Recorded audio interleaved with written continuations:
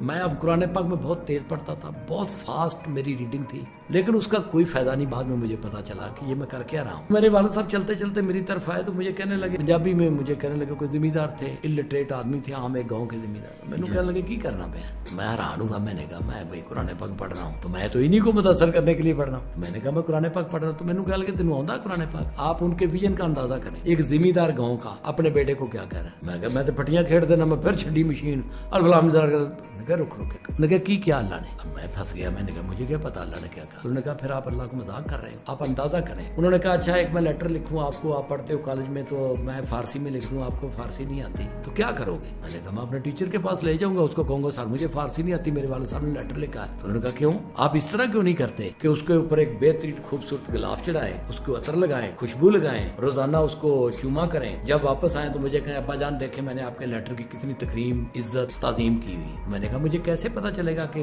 میرے والد صاحب نے مجھے کیا کہا؟ تو انہوں نے کہا اللہ کو پھر آپ نے میرے سے بھی کمتر سمجھ لیا ہے۔ انہوں نے پنجابی میں کہا، وہ مزہ اسی طرح ہی آئے گا۔ انہوں نے کہا اللہ تو میرے تو بھی تھلے سمجھیا کہ میرے لیٹر انہوں نے کہا کدی پوری دنیا دے وچ کوئی بندہ اخبار نہیں پڑھتا اگر انہوں سمجھ نہ آتی ہوئے، کوئی بندہ کتاب نہیں پڑھتا اگر انہوں سمجھ نہ آتی ہوئے۔ یہ واحد مسلمان قوم ہے کہ کک سمجھ نہیں آتی اور قرآن پاک نو رگڑی لگے جاندے نے۔ رمضان